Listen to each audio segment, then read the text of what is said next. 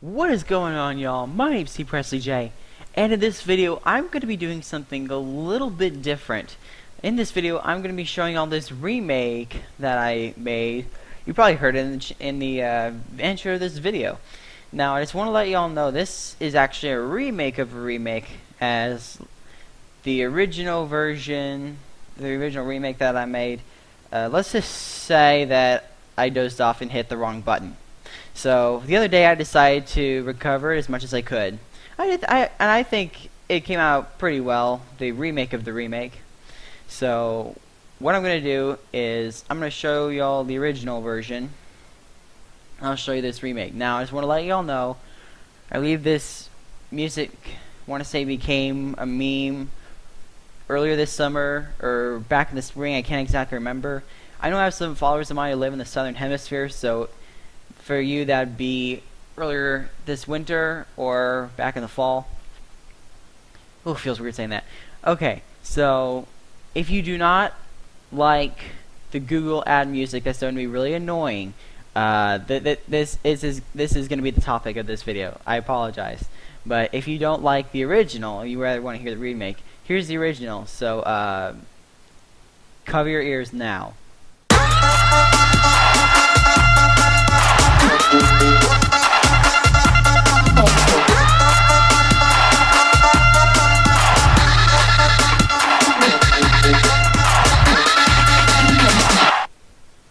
apologize if you don't like that. I like it. That's why I remade it. So, and here's my version real quick. I'll show it and then we'll get into what I did with it.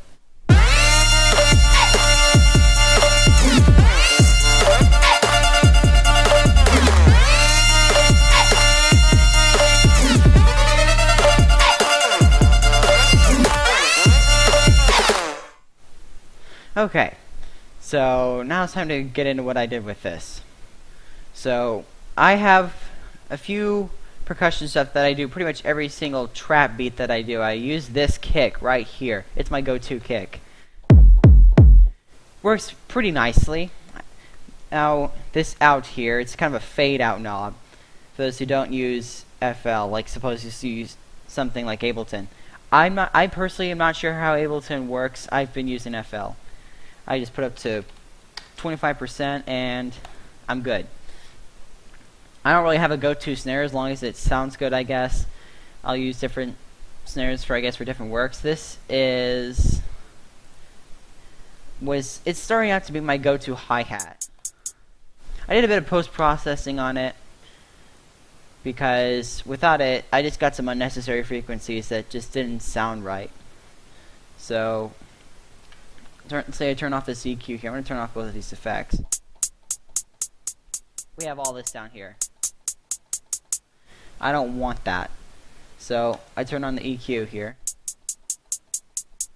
Before that I also made sure that I kind of widen this a little bit. That way it'd be easier to hear. So I also put in, I layered 3 snares together so I have a clap here. This is my go-to trap snare, but I layer it as I did with this one. And I also have this snare here. It's actually 2 hits. You'll hear it in the well-known Take You There song by Jack U. Now, because this one's a little bit different, I only have it hitting on the 3 instead of, these 2 hitting on the 3 and I believe on the and of 4. This one being, 4 and. So it's just a little bit different there. So that's my percussion setup here. Together it sounds like this.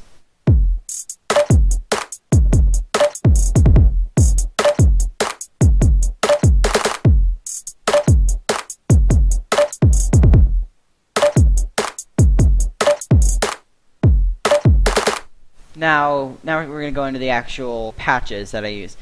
Now, 3XOSC, I like it because, for me personally, it gives me a good sub bass. This is my go-to sub bass here. I did some post-processing with it. I'm going to go ahead and turn these off. It's not much. Turn on the wave shaper. Ooh, we're getting somewhere. But the frequency's just a little bit too much for me, so that's why I put this EQ here. And I also put on a Maximus just to make sure that the lows, 30 Hertz and below, are totally cut out. Because if I were to play this on a loud sound system, or not a loud sound system, but a big sound system, then I wouldn't hear a whole bunch of rumbling. I'd hear more actual notes than just, you know what I mean? So, you don't see anything under there. Well, barely anything. I turn it down a little bit just to make sure you hear more of the moving lines than the sub. When I say moving lines, I'm talking like these here, the melody and counter melody, I guess. So that's how I did the sub bass with the percussion. Okay, so here's what the percussion section and the sub sounds like together.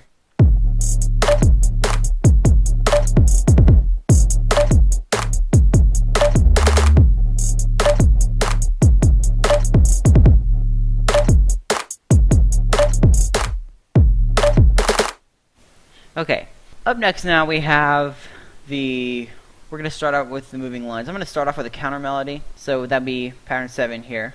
So what I did for this one, I pulled up a preset that I got from another FLP here. So I use this pretty cool lead. You may have actually heard it before. Just alone is what it sounds like.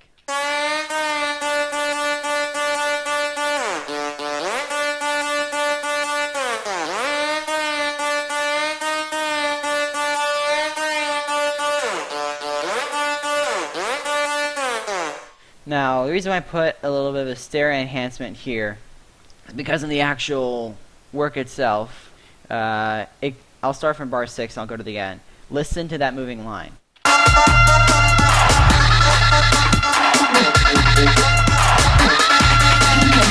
So this bit sounds like it's a bit wider out. Once you get to bar 9, it's more in front. So that's what the stereo enhancer was trying to do here at this part. So that's the counter melody. Now we're going to get to the regular melody itself, which I layered with 2 different patches. So I'm going to go ahead and play those really quickly.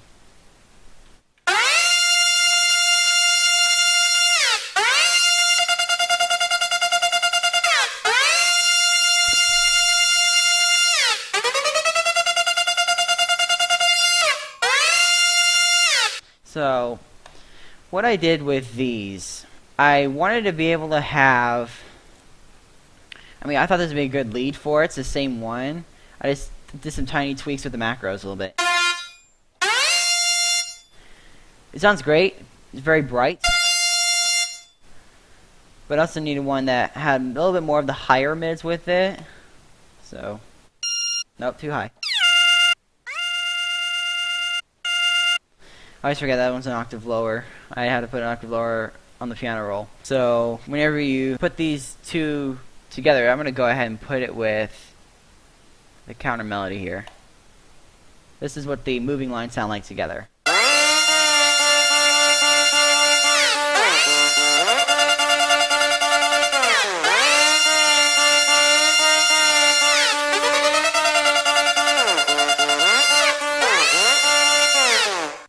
So what I did here with this one is I did some crossfade here to make sure the sound would keep going. If I were to not have these 2 automation clips here, it wouldn't line up with this moving line. So just by itself, I'll start in bar 6. Instead, I wanted to make it sound like this. That way it just continually comes up. If I were to get rid of this automation clip here, the pitch kind of goes all over the place. This ensures, I put a few extra notes here just to make sure that that lower doesn't get heard. Instead it's here, but no one's going to hear it because the channel volume's all the way down. So that's what I did with that. And I'm going to go ahead and put that in with the sub bass.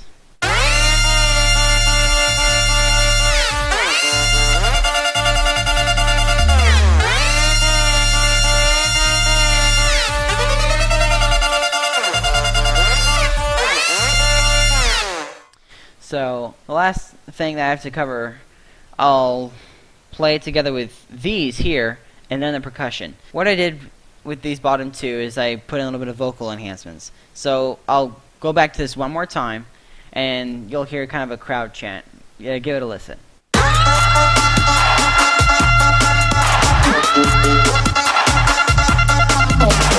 I already listened to it. Those crowd hits hit on the four of each bar. So what I did is I kind of put in two different kinds.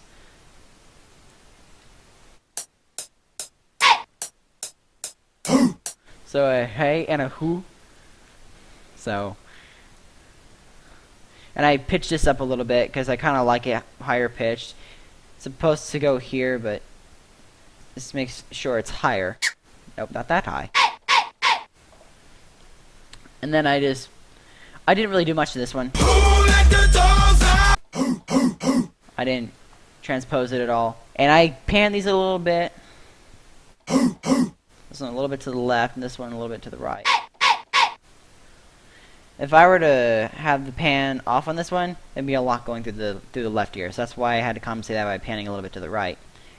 And then this one, just because this one's already going to the left a bit already. I'm gonna go ahead and put that in with. I'm basically gonna have everything play except for the percussion. Alright, here we go.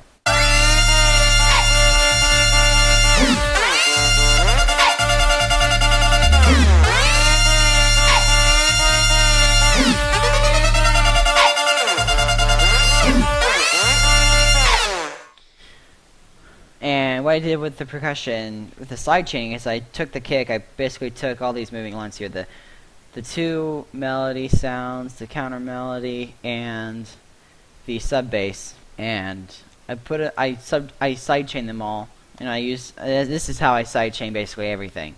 I have the fruity limiter all the way at the bottom here, and I'll play it with the percussion now, and I'll have the mixer up, and you'll be able to see that ducking effect with the volume on these 4 mixer tracks here. So I'm going to go ahead and play it.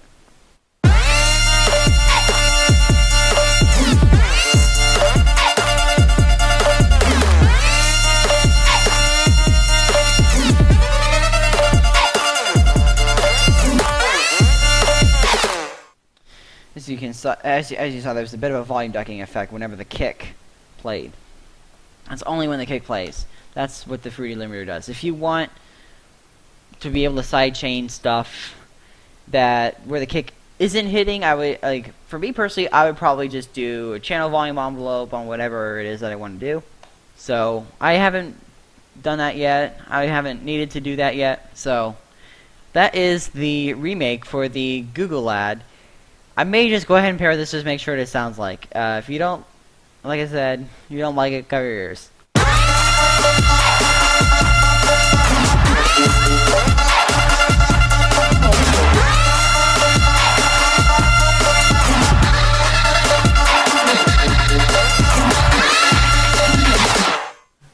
Sounds a little chaotic, a little bit.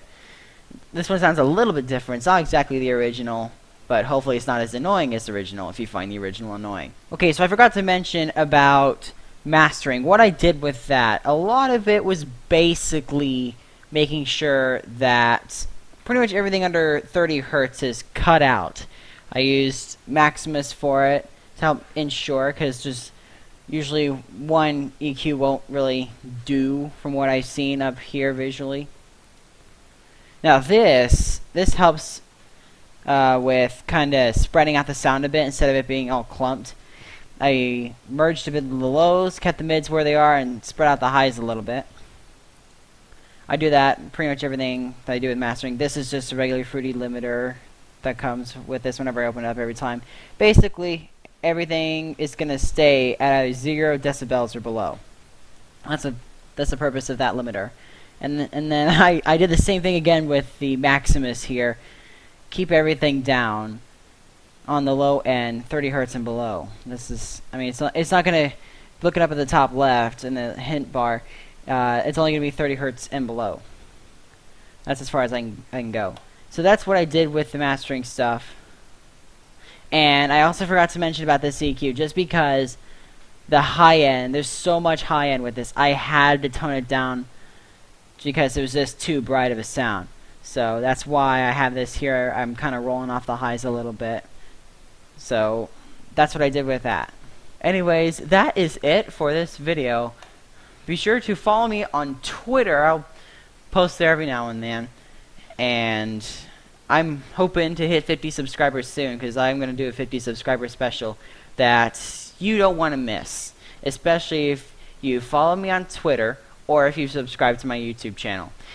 So I will leave a link to my Twitter in the description. That is it for this video. Thank you all so much for watching, and let me know if I should continue the FLP tour.